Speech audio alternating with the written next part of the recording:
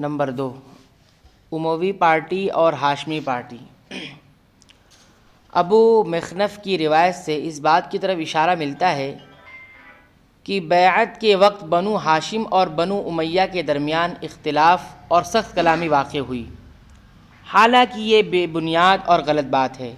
صحیح یا ضعیف کسی بھی روایت میں اس کا سراغ نہیں ملتا۔ ہمارا تذکرہ چل رہا ہے کہ عثمان غنی رضی اللہ تعالیٰ عنہ کی خلافت سے متعلق شیعوں نے جس طرح سے روایت کو تروڑ مروڑ کر پیش کیا اور کس بیانی سے کام لیا ہے۔ بعض مورخین نے شیعی اور رافضی روایت کے چکر میں آ کر ان روایات پر اپنے غلط تفسیروں کی بنیاد رکھی اور خلیفہ کے تعین اور انتخاب میں صحابہ کرام کی مشاورت کی تصویر کشی قبائلی اختلاف کی شکل میں پیش کی، اور یہ باور کرانے کی سعی لا حاصل یعنی کوشش کی کہ لوگ دو پارٹیوں یعنی اموی پارٹی اور ہاشمی پارٹی میں تقسیم ہو گئے تھے، لیکن یہ تصویر کشی موہوم اور استمداد مردود ہے، یعنی اس کی کوئی دلیل نہیں۔ یہ تصور اس ماحول سے کوئی مطابقت نہیں رکھتا جس میں صحابہ کرام زندگی بسر کر رہے تھے، جہاں ایک مہاجر اپنے باپ، بھائی، چچا زاد اور خاندان والوں کے خلاف ایک انصاری کا ساتھ دیتا، اور ان صحابہ کرام کے تصور سے بھی میل نہیں کھاتا جو دین کی خاطر اپنا سب کچھ قربان کرنے کے لیے ہمہ وقت تیار رہتے تھے، اور نہ ان چنندہ عشرہ مبشرہ کی صحیح معرفت سے میل کھاتا ہے کہ ان کے متعلق بہت سے واقعات جو مروی ہیں وہ اس بات کا بین ثبوت یعنی واضح ثبوت ہے کہ حضرات اس سے کہیں زیادہ بلند تھے کہ وہ اپنے امور کو حل کرنے کے لیے اس طرح کا تنگ گوشہ اختیار کریں۔ یہاں معاملہ خاندان یا قبیلے کی نمائندگی کا نہیں تھا، بلکہ ان کے اسلامی مقام و مرتبے کی بنیاد پر ممبران شورا کا انتخاب تھا۔ یعنی قبائل میں تقسیم ہو گئے تھے صحابہ کرام، ایسا کچھ بھی نہیں تھا۔ نمبر 3، علی رضی اللہ تعالیٰ عنہ پر تہمت ترازی۔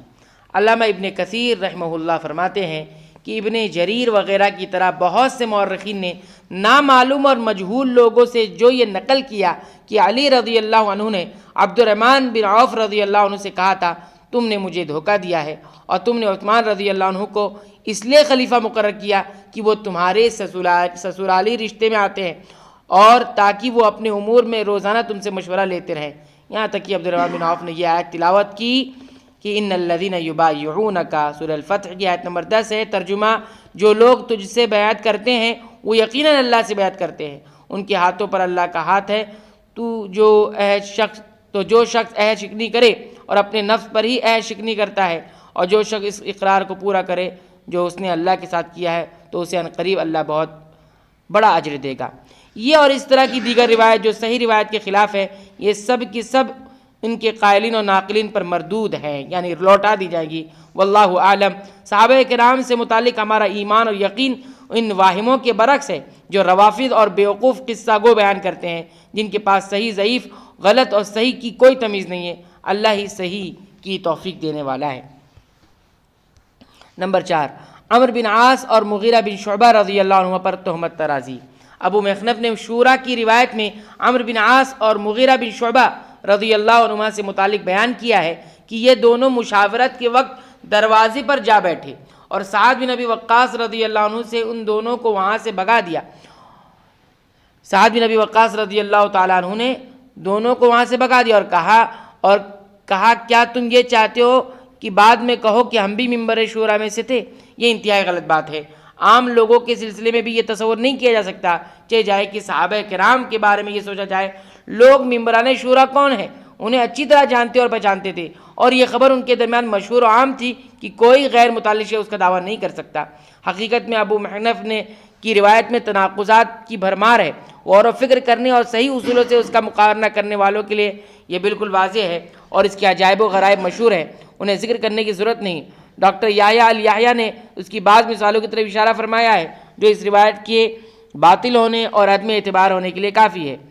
تنبیہ و تحذیر کی خاطر ان زہر آلودگیوں سے متعلق بعض اشارے ذکر کیے ہیں جو ہماری تاریخی اور ثقافتی میراث کے اندر پھیلی ہوئی ہے اور مؤلفین اور مورخین اور مفکرین کو متاثر کر رکھا ہے۔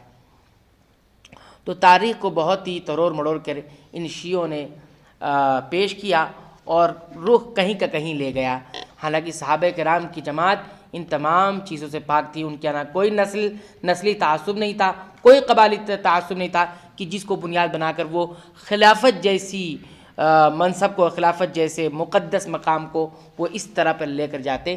یہ شیعوں کی یہودیوں کی اس طرح کی سازش تھی کہ اس طرح سے صحابہ کرام کی تاریخ کو مسخ کر کے پیش کیا جائے اور امت اسی میں مسخ ہو کر اپنے دین کو بھی کھو بیٹھے. کچھ اور باتیں بھی اس میں ذکر کی گئی ہیں, انشاءاللہ اس کو ہم آئندہ درس میں ذکر کریں گے. رب العالمین سے دعا کرتے ہیں کہ رب العالمین تو ہمیں اپنی صحیح تاریخ پڑھنے کی, اسا مطالعہ کرنے کی توفیق عنایت فرمائے اور اس کے مطابق امت کی رہنمائی کرنے کی ہمیں توفیق عنایت فرما. آمین. وآخر دعوانا الحمدللہ رب العالمین.